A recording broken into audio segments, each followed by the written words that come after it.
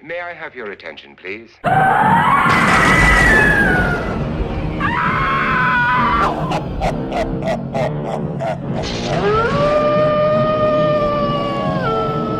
It's Markers and Monsters Drawlloween 2017.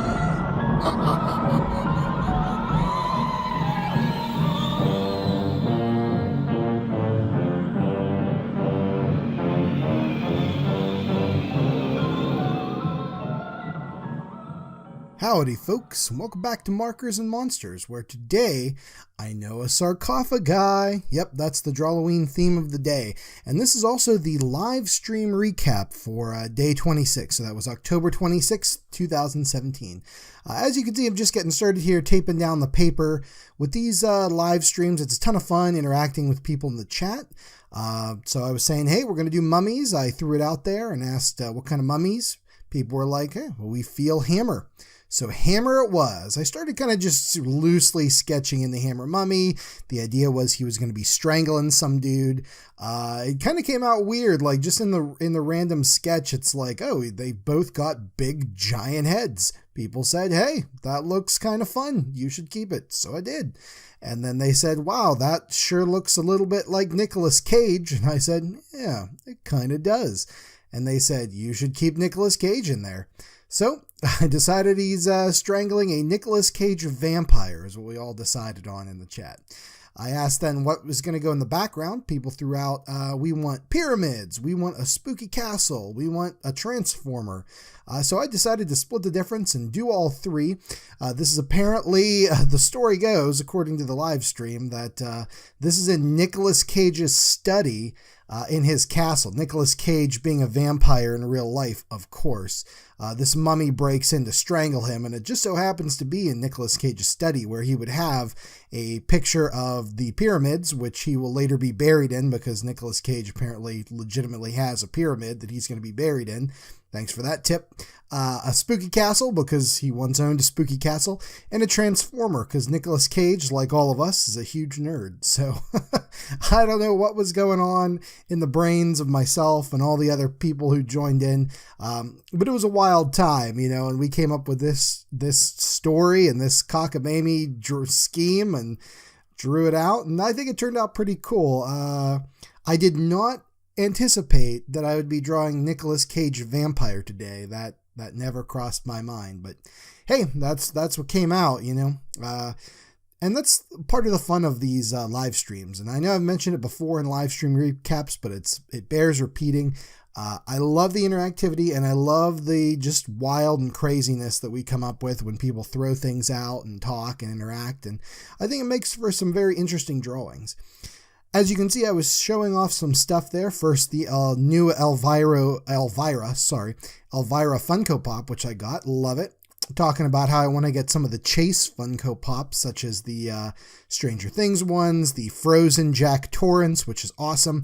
And that same Mummy Elvira, they make in a glow-in-the-dark version. So love to track those down one day.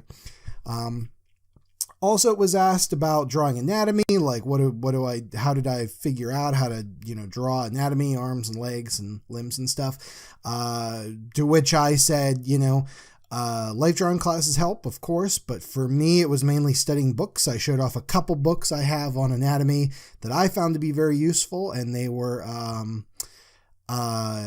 it's a pose book called People, just, people, drawing people for comic books. That's just filled with different men and women in various poses. Sometimes they have like swords and guns and stuff like that, but it's great for doing anatomy. If you kind of copy those, and you can start learning. And another one, like drawing comic book anatomy by Christopher Hart, was another one that really broke down anatomy. I felt very good for the kind of stuff I do. Now, I know if you're into drawing like live nude models and the more fine art kind of stuff, you're going to need probably different anatomy books for that. But for me, those helped, allowed me to develop essentially a mental tool set so that I can draw characters how I want them, and they're very helpful. I also was asked about the Monster Scenes model kits, which I showed off. It's not a Monster Scenes, but La Guillotine, it's a repop of the old Madame Tussauds Chambers of Horrors guillotine kit, which is a real working guillotine model kit. It comes with a dude, and you strap him down to the table there, which, the table like flips around, and you can roll him in through the working stock and lock it down, and it actually knocks his head off if you weigh down the guillotine blade enough. It's a dull blade, of course, but the head's magnetized on, so tons of fun. But yeah, so we had fun in the chat. I showed off stuff, like I like to do. We chatted and just had a good time. I had a blast as usual. Now, as you can see, I'm finishing up here with the inking. I put in kind of the wood paneling there, a couple little details, and then some cobwebs too were asked for in the background. So there we go. So that's our wild picture for today. There was a little bit more in the in the stream, but let's look at the scan right now real quick, because this section is done, the drawing. Okay, that's wild. Again, did not anticipate this at all, but I had a blast. Thanks to everybody for joining in and commenting, and I had a total amount of fun. We got that spooky castle with the little light in the window there, which I dig. Very cool. But to finish up the stream, I showed just some quicko drawings I had done of some Halloween coloring book pages, which I'll post on Facebook today, and then also did some quick drawings, just real quick, like 5-minute drawings of Freddy Krueger and a witch. So it was a nice way to end the stream. Now, if you guys want to ever get in on the stream, I stream every Thursday from 3 to 5 on YouTube right here and Twitch. And also, I'll be doing a special Halloween spooktacular on Tuesday. Check my Facebook page for the times on that. It will be during the day because I like to hand out candy to all the kids that come by. But until then, I hope you enjoyed it, and we'll see you on the next one, guys. Goodbye. I'm a vampire!